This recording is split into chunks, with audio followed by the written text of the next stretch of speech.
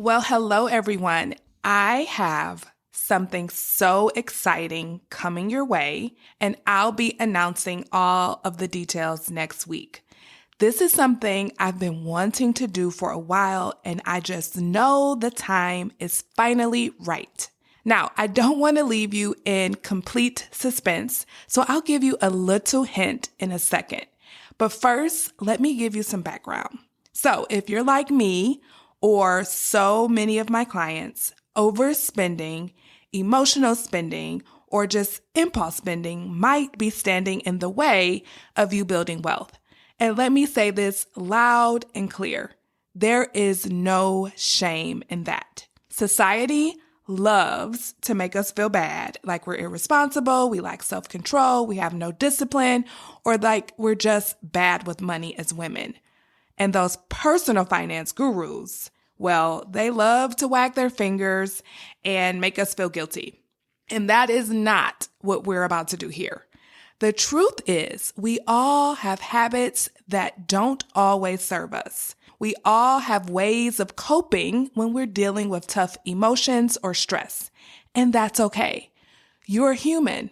I'm human. We all are. The key is if overspending is holding you back from the wealthy, financially secure life you want to build, we do not have to keep doing it. We can absolutely make a change, one that brings more peace of mind and financial security into our lives. So here's the hint I promised. I've created something that's going to help you to stop overspending for good. And I can't wait to tell you more about it in next week's episode. Trust me, you do not want to miss it. Now, to get you primed and ready, I am replaying one of our most popular episodes ever of the Wealthy Woman's Podcast. It's episode number 6, How to Stop Overspending. It's the perfect episode to set you up for what's coming. If you're tired of overspending and you're ready to kick that habit to the curb once and for all, stay tuned to the podcast, to the Wealthy Woman's Podcast, because over the next several weeks, we are going to be doing some exciting things. And if you're not already on my email list, what are you waiting for? You want to subscribe so you don't miss out on any of what I have coming. All you have to do is jump on over to the show notes and sign up for my newsletter, and you'll get every single email I send about the upcoming events. Okay? So let's go ahead and dive into one of our most loved episodes. See you in there.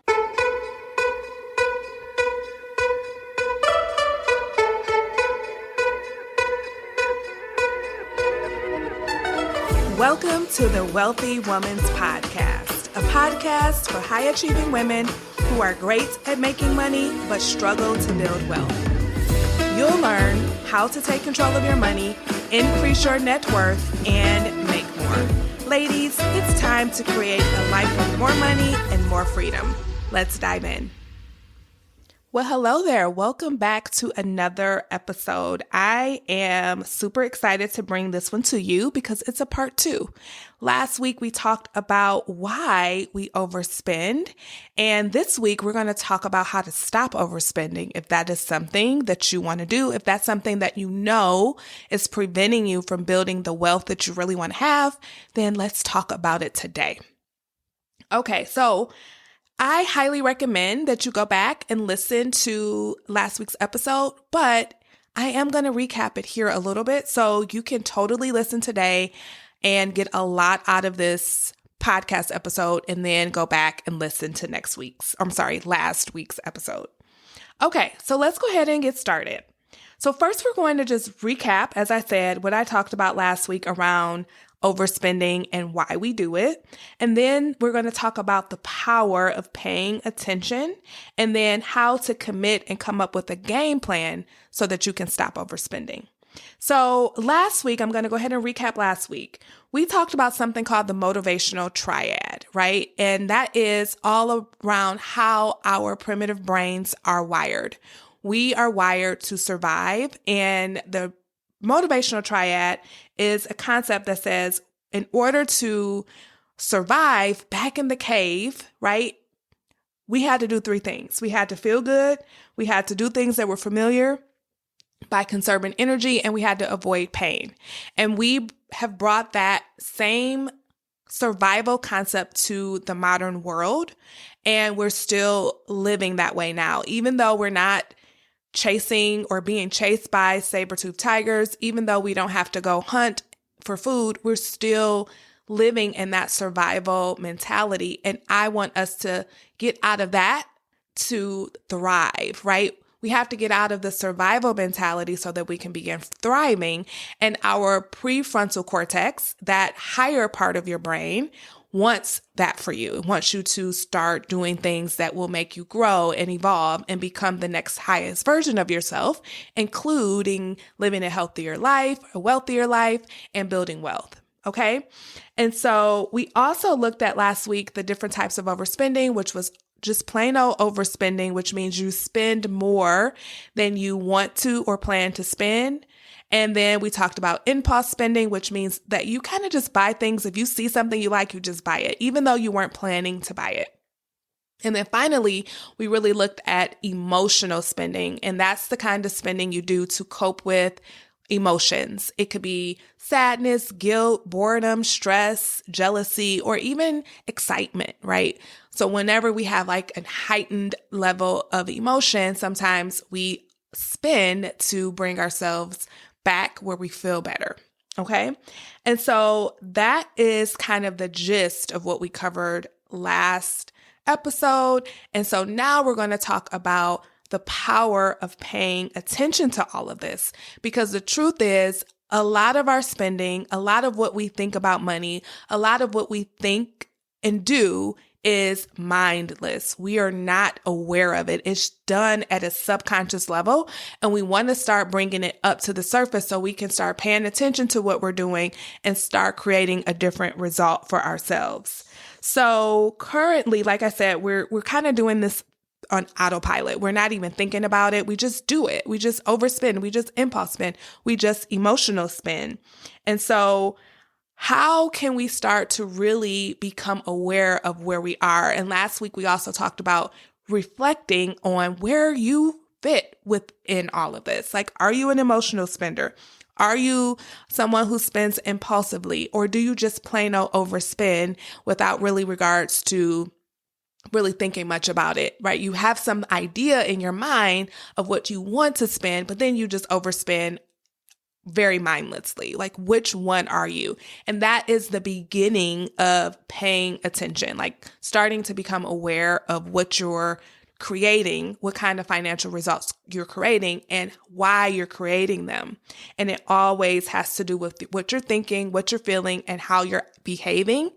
That is what's creating your financial results. So we have to really start becoming aware of that. And so I hope you were able, if you listened to last week's episode, you were able to reflect. And if not, this is a great time to maybe just think, like, where do you fit in? Are you an emotional spender? Do you just spend on impulse? Like if you go into Target for toothpaste and shampoo, that's the example I used last week. And then you find yourself buying lots of other things, like that is an impulse spender. Or are you someone who kind of has, maybe you have a goal, maybe you have a plan of what you want to spend on groceries or eating out in a week. Maybe you want to spend $200 on food. That includes groceries and eating out in 1 week. And then you just say, you know what? I'm just going to blow past my plan or blow past what I really want to do, and I'll figure it out later. Like all of those like innocent thoughts like that will just drive you to overspend. Okay, so just become really aware of where you fit and maybe some of the thoughts that make you do those things. And the other thing I really want you to know is that some of these behaviors are triggered by certain events, right? Certain things trigger you to overspend. Certain things trigger you to impulse spend. Certain things trigger you to emotional spend. So I want to kind of touch on that a little bit. So a lot of times we emotional spend when we are experiencing any type of negative emotion.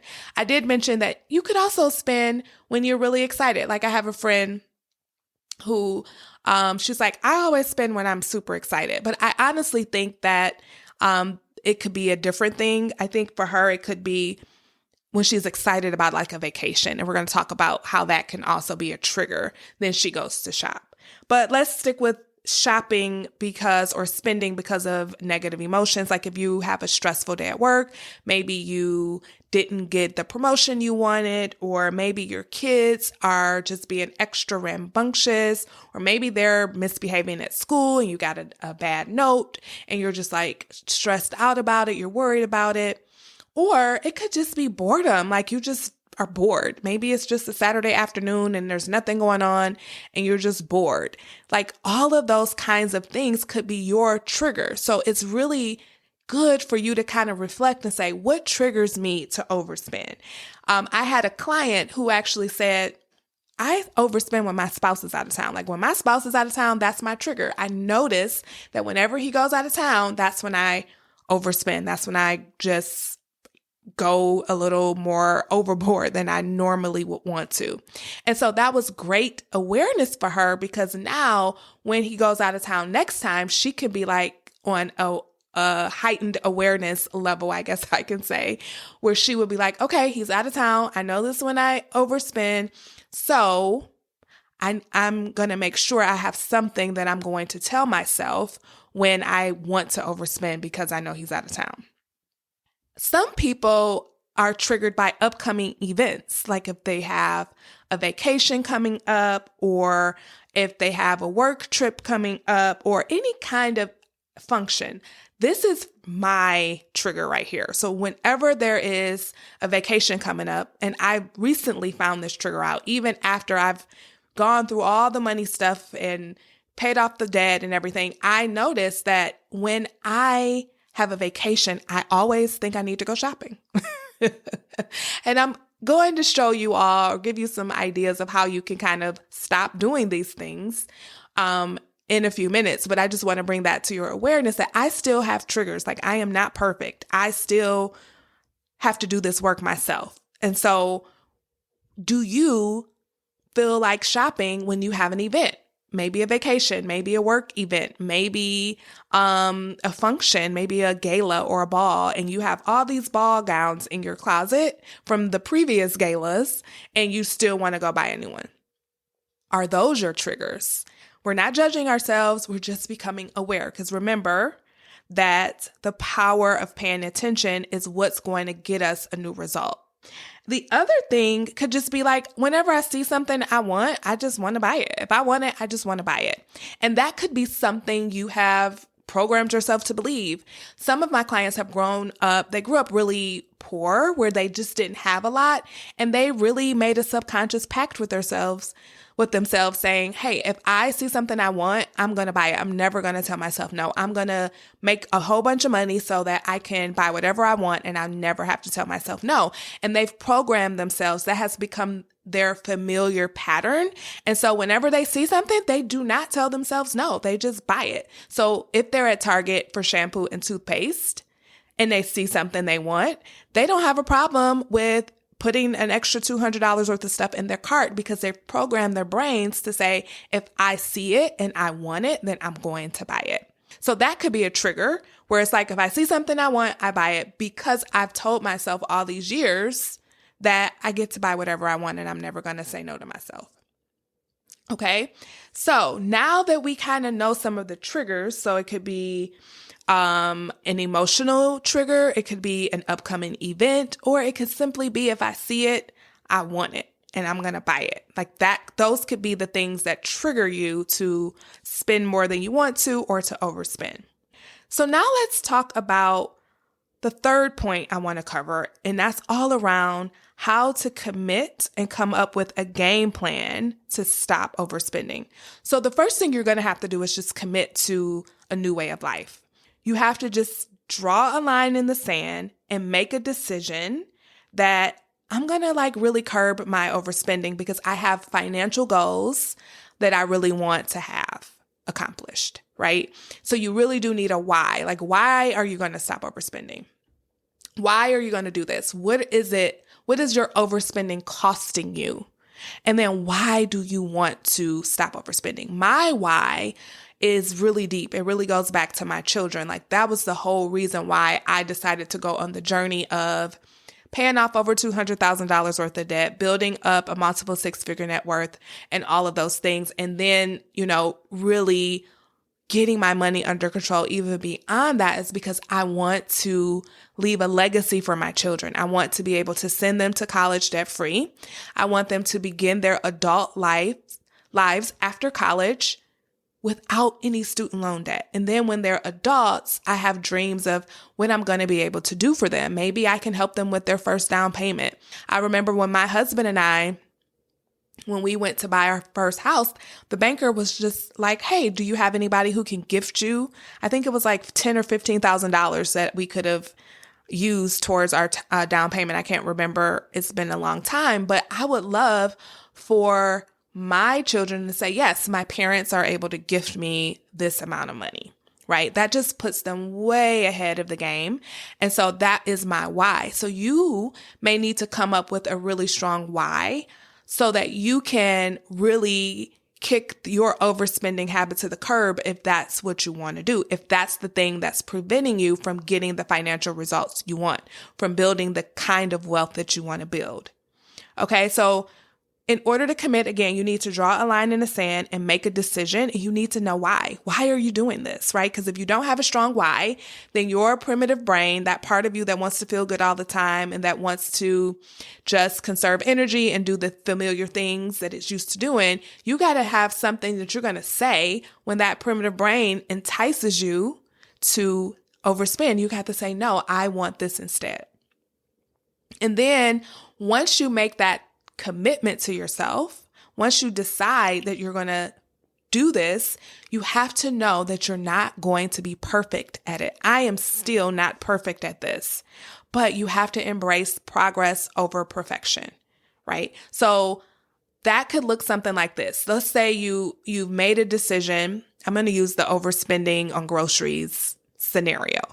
Let's just say you said, okay, $200, that's it. But then you spend $250. You don't give up and say this doesn't work. If you do that, you just kind of reflect and say, well, what happened? What was I thinking that made me go $50 over what I wanted to spend?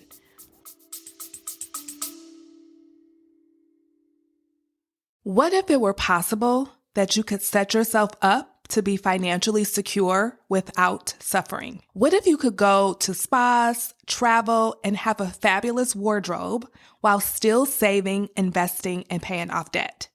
Listen, I know that society has taught us that these things can't coexist, but I want you to know that all of this is possible for you, and I'll show you exactly how in my new free training titled How to Build Wealth Without Going on a Strict Budget.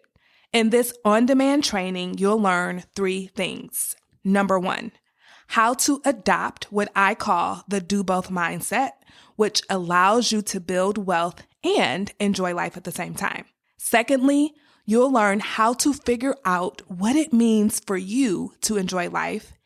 And here's the truth.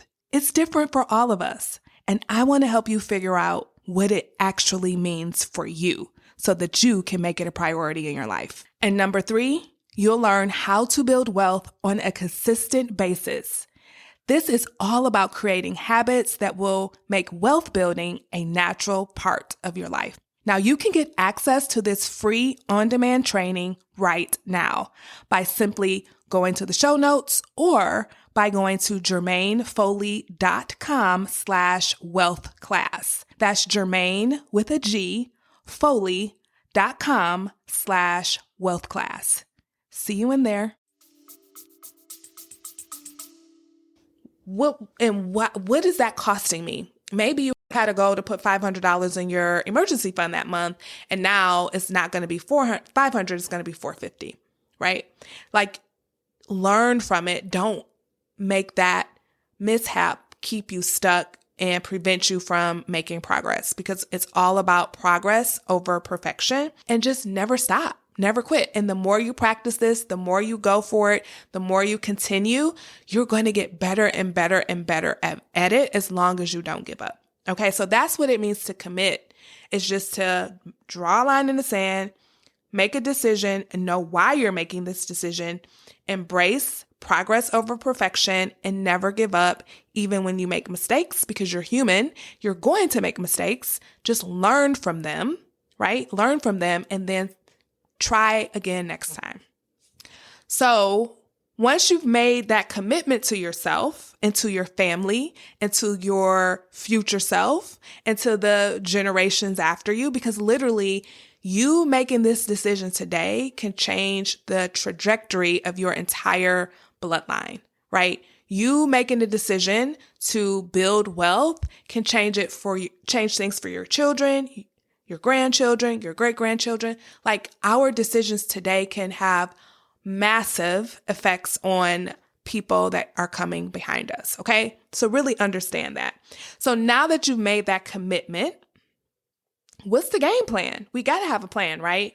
And so you'll hear me talking about this throughout these episodes that are coming in the pipeline, that you really want to start planning your spending ahead of time, right? And when you planned your spending ahead of time, your spending plan becomes a guidepost for you. And so you have like this goal sheet of how you want to spend your money. And whenever you're about to veer off from that, then guess what? You know, you have something to say, okay, this is something I'm about to do, but I don't want to do it. I didn't plan to do it.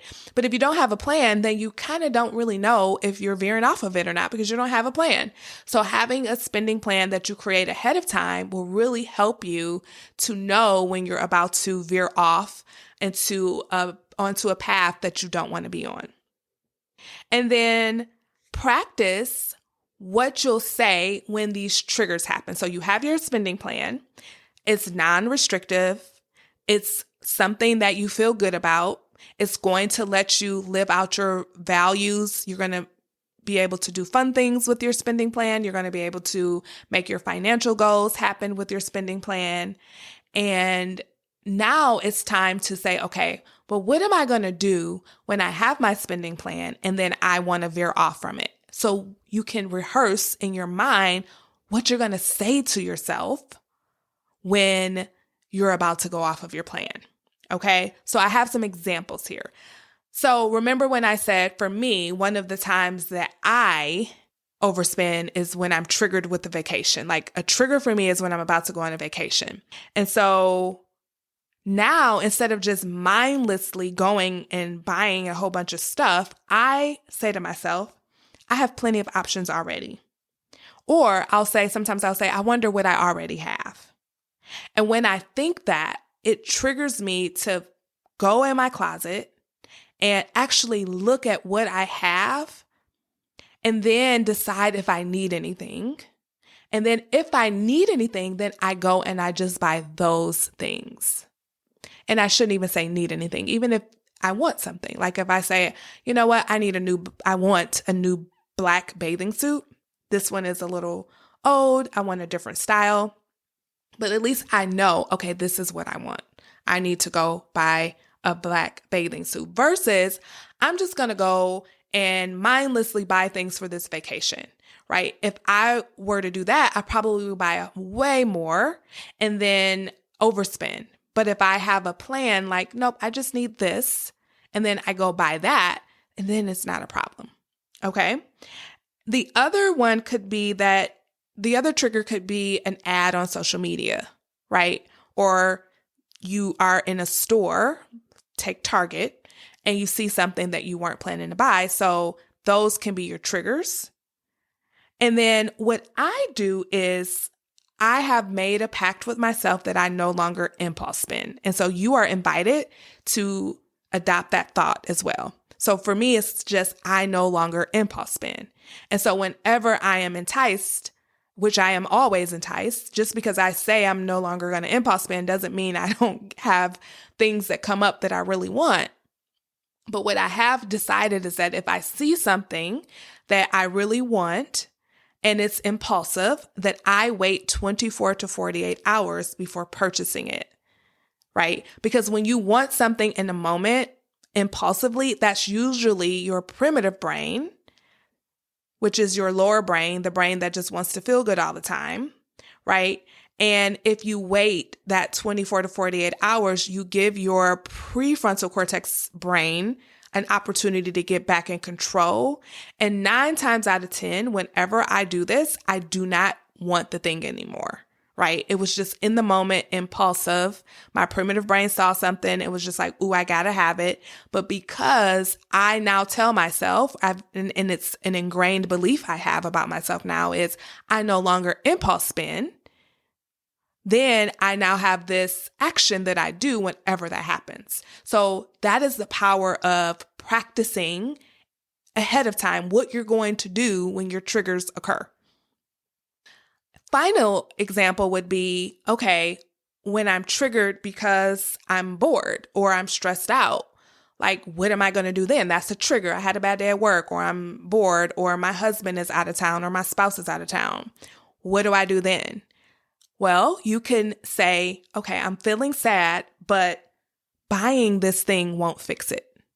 It won't permanently fix it. It might feel good in a moment. I might get a hit of dopamine in the moment, but it's not going to fix whatever is causing me to be sad, whatever is causing me to be stressed out, whatever is causing me to be bored. Is still going to be there after this initial little high goes down. All right. So the simple thought of buying this will not fix this for me, right? And then you can have some things that you do when you're feeling that way. You can just take a couple deep breaths, or instead of picking up your phone, you pick up a book. Or maybe if it's late at night, you just go to sleep, right? And when you wake up, you'll feel rested and rejuvenated. But practicing and kind of having a game plan already ready to go when your triggers occur is going to be life-changing for you. So, but remember, you won't know how to do this if you don't identify your triggers, if you don't identify what causes you to impulse spend, right? So that is what the power of paying attention to yourself is all about, like becoming aware of, what is this for me? Like, why do I do this? When do I do this? And in a very curious way, not in a judgmental way. We're not judging ourselves. We're just becoming more aware of what's going on so that we can begin changing our behaviors and creating a different financial result for ourselves. That is the whole reason why we will do any of this, right? We're never beating ourselves up about it. We're just trying to live a different life, trying to create a different result. And this is how we're going to be able to do it. So I hope this episode was helpful for you.